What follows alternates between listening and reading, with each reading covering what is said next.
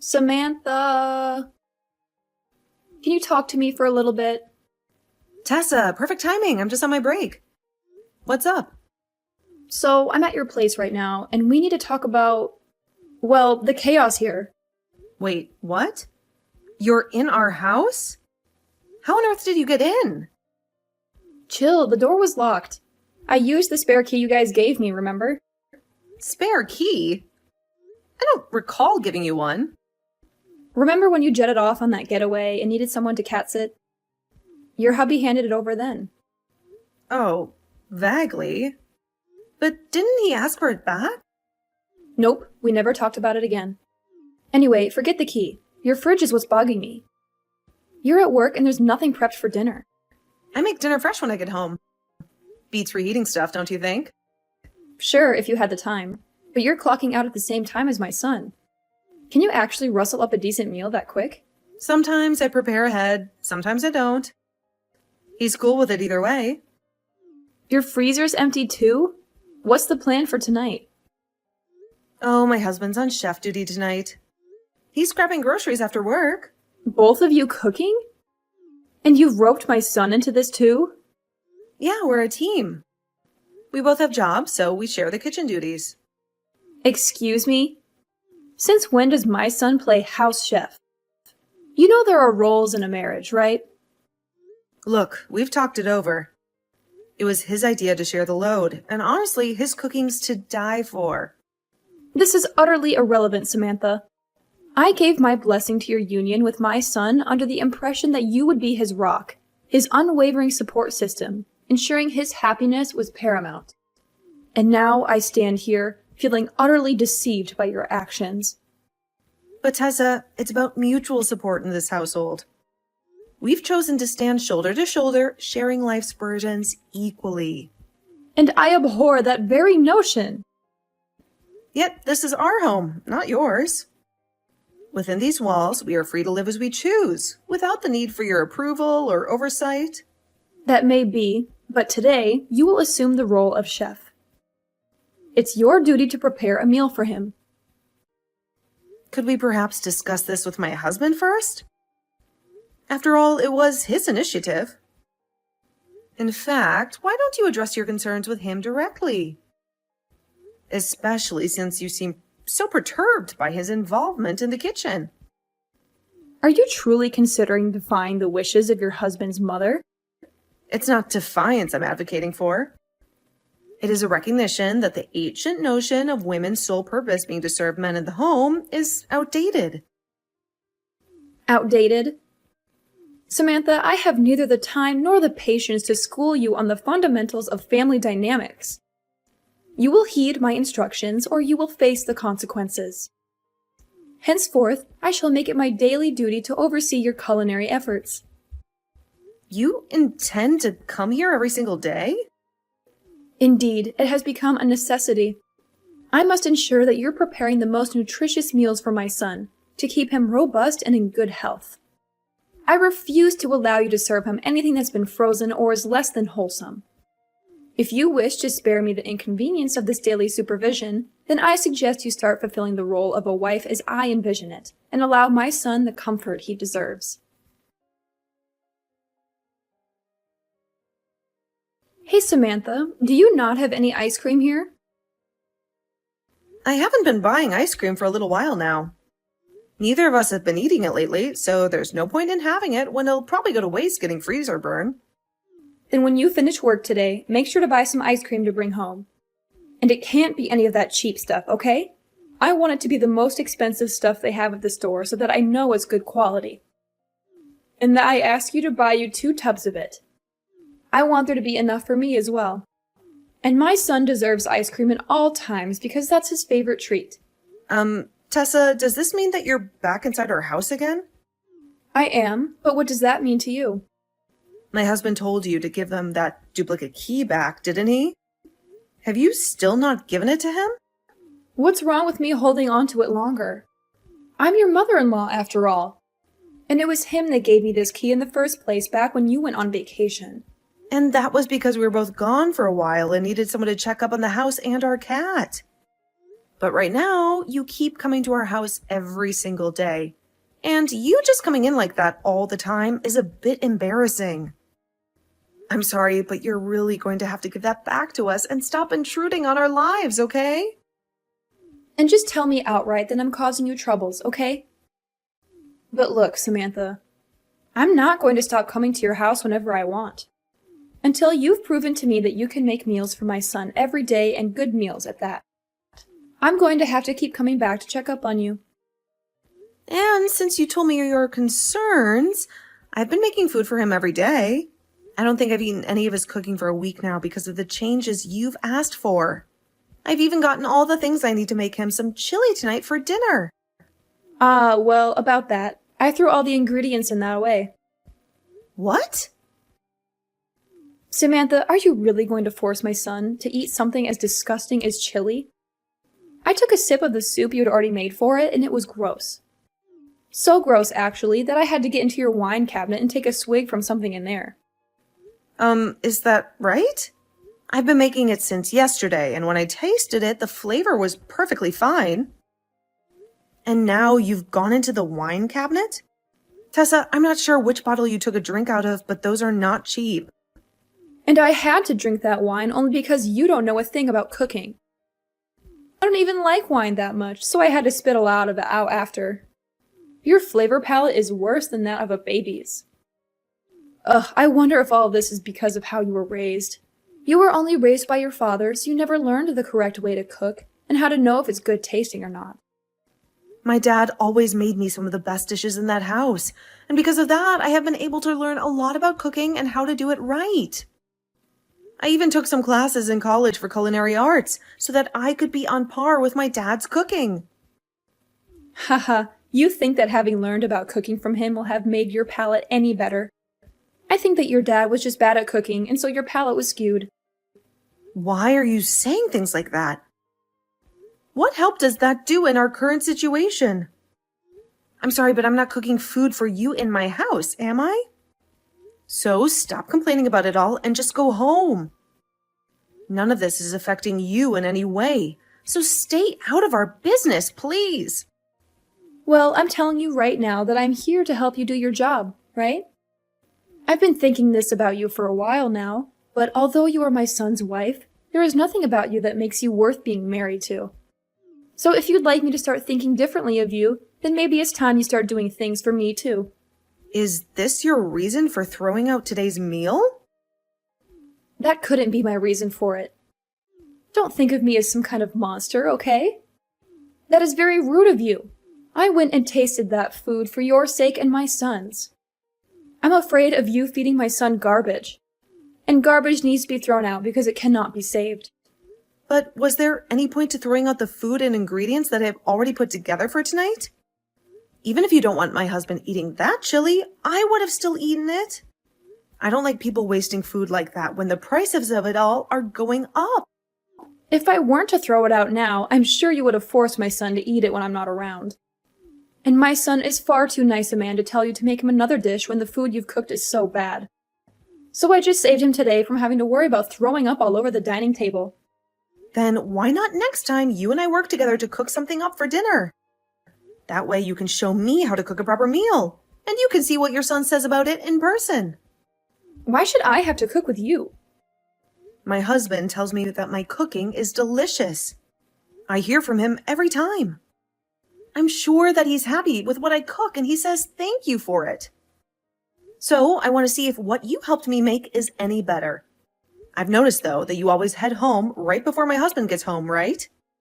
Well, if you're so confident that my husband doesn't like what I make, then you throw it out in front of him and see what he thinks. I have a job of my own, making food for my husband back home.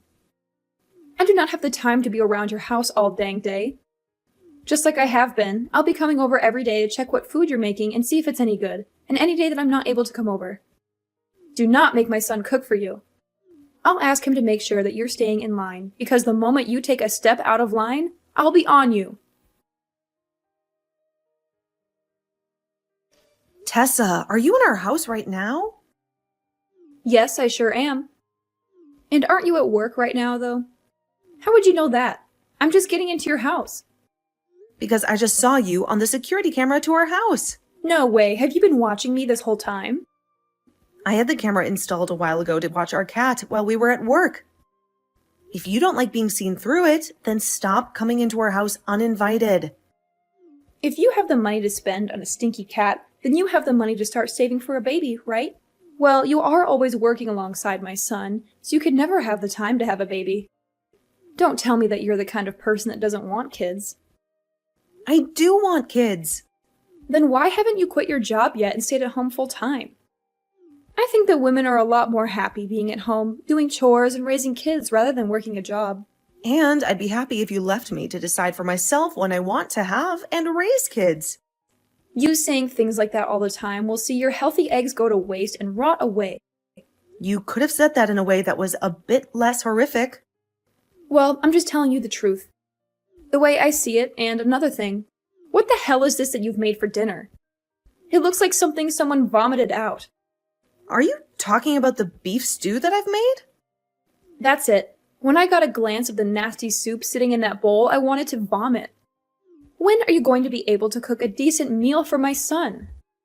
I'll throw this stew out as well for you today. When you get home today, you make something that's at least half decent for my son to eat. Huh?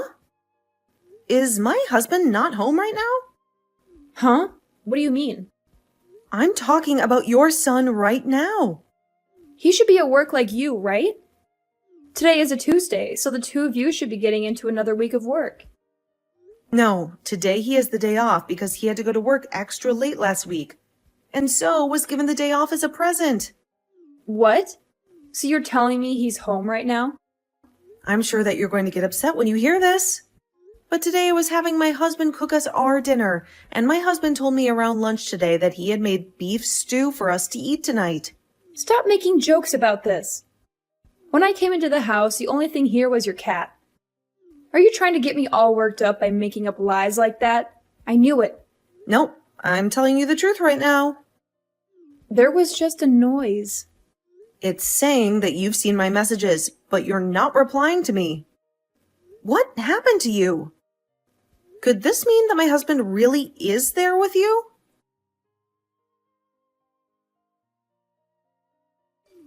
Samantha, I have something that I'd love to talk with you about. Sure, what is it? Can you ask my son to take a look at some of the messages I've sent him for me? Look, I apologized to the both of you, didn't I? I even handed back that duplicate key to him. And I promised to never get on to you about anything I don't like ever again. So let's go back to how things were when you first entered my family and be happy together. Tessa, we told you the other day how the both of us feel right now about you, right? We said that we never want to have anything to do with you ever again. But I've learned a lot from what's happened. I think that I was just being a bit too aggressive with you about being my son's wife. A bit?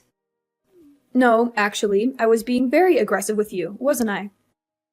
I probably should have never thrown away your guys' cooking like that. And right now, I have a lot of regrets about all of that. Keeping our duplicate key? After we asked for it back and entering our house over and over uninvited was also pretty unacceptable of you. And after putting a lot of trust in you at first by letting you watch our cat while we've been on vacation, it's a shame to see all of that trust ruined. So what you did was not okay by any means. What's the worst to me, though, is that before handing the key back to us, you made another one of it. Well, I just thought that if anything happened at your guys' house, it would be good for me to be able to let myself in there. You entering the house without our permission is a huge problem. Hey, Samantha, I'm telling you that I really have learned from all of this and will never do any of that again. So don't you think that going as far as cutting ties with me is harsh? Making a copy of the duplicate key so that you could still come into our house. And making comments about me and my cooking before throwing it out. And the last time you threw out your son's own cooking, thinking it was mine. You would never actually have tasted any of that cooking from the start, had you? You just wanted to use the reason that I cooked the food as your reason for throwing it out. That's not what happened then. Before, you were bragging a lot about your son, right? You said that your son could do anything, and everything he cooked was always delicious. You threw away his delicious cooking. Tessa, why would you do that if it was always supposed to taste good? Well, that last time, it didn't look all that appetizing. I'm finished here. I can see that no matter what I say to you, you have an excuse made up and ready to go after what has happened between us this time. I no longer enjoy being around you. I think from now on, I'll only accept your husband as my in-law. Don't say such heartbreaking things. Both my husband and son have already torn into me about this, and they aren't choosing to listen to what I have to say anymore. My husband isn't even talking to me anymore now. And it's been weeks now where he doesn't listen or say anything to me. Well, that's all because of how messed up you were when you started to come into our house uninvited and criticize your sons and my cooking. I did hear one thing, though. Samantha, you're pregnant now, right? That is right. I'm pregnant right now. But that has nothing to do with you. Well, Samantha, I was so worried about you because you focused so much on your job. And that's why I was always interested in the life that you and my son were making in that house. So I made that second duplicate key so that I could get into your house and check on you two. I just thought if you started making better food, it would benefit the both of you and any kids you have. I did all of that to give you a little advice. Advice? How is calling my food garbage and throwing it away giving me any advice? I think I was just struggling to say the right things to you.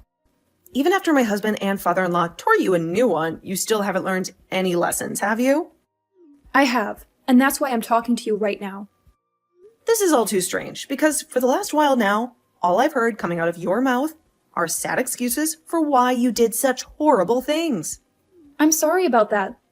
I want to apologize to you for being so rude recently, so please try and find a way to keep my son and yourself from throwing me away.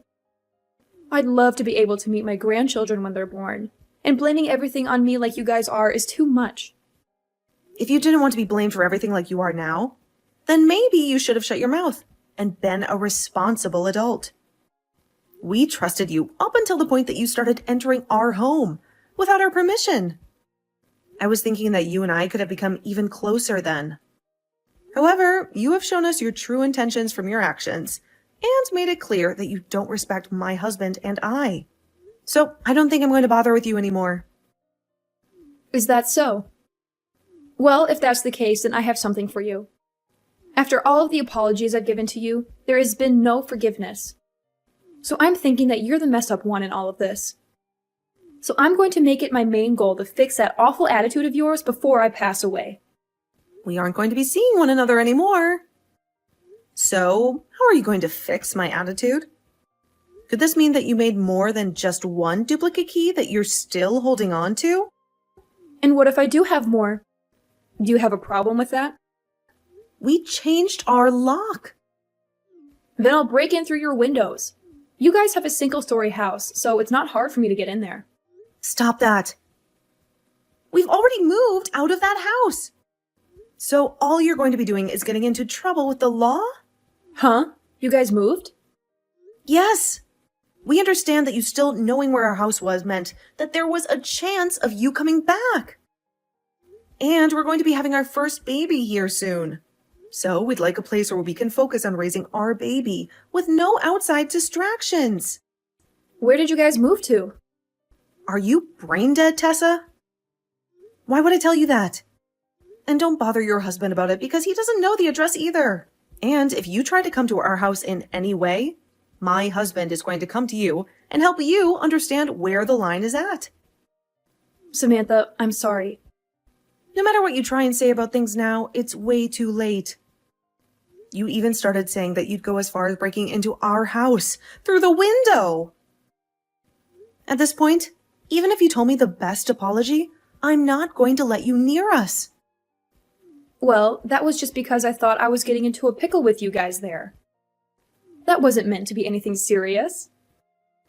I don't think anyone would mention something like that after already entering someone's home uninvited on multiple occasions. Samantha, I promise that I'll never do anything to hurt you guys ever again. I won't even be a bother to you both anymore. So can you find it in your heart to allow me one more chance to be your mother-in-law? That chance was me replying to your text today. I'm so sorry. I'm so freaking sorry. I know that you were always looked at so nicely by my husband and son, and that made me jealous to the point that I wanted to pick on you a little bit. So now you're just saying that all of those things you did to me and my husband were because you're a child? I get it. I was a real idiot back then when I did all of that. So please find any way besides throwing me away to deal with me. I'm going to make sure from now on to change my heart and become the best mother-in-law ever. No matter what you say to me, you are not going to change the idea that you cemented in my mind of you. I'm throwing out the trash here. You had your last chance a second ago to tell me that all of this was because you're a child. But instead, you wasted my time with all your crappy excuses. Well, your time is up now, and I need to make sure that my family never has to deal with you in the future.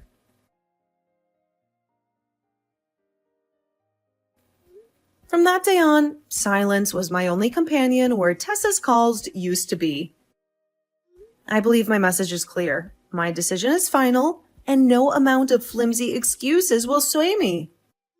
So I cut her off. The very idea that someone would dare to copy a key to invade someone else's sanctuary was horrifying, and her audacity in criticizing me left me reeling.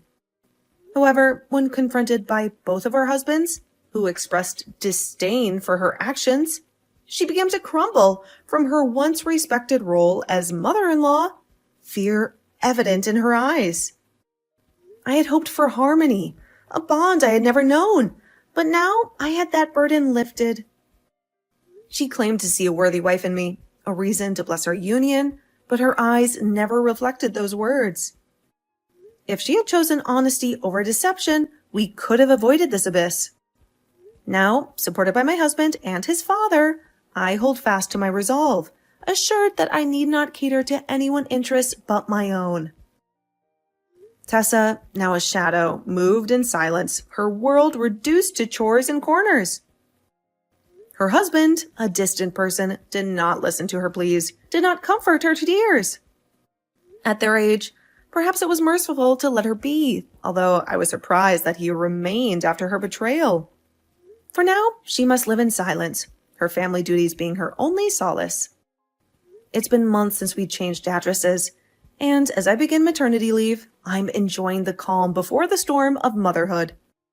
Tessa won't enjoy the joy of being hugged by her grandson, but I will accept any olive branch offered by her husband. Right now, my focus is on the life I carry, the future I nurture. But time can soften the hardest of hearts, and perhaps Tessa will find her way back to us. For now, let's put such musings aside. My world narrowed to my husband, my unborn child, and gratitude for those who guided me here. As I journey toward motherhood, I will appreciate every helping hand, committed to being true to myself and those who I love.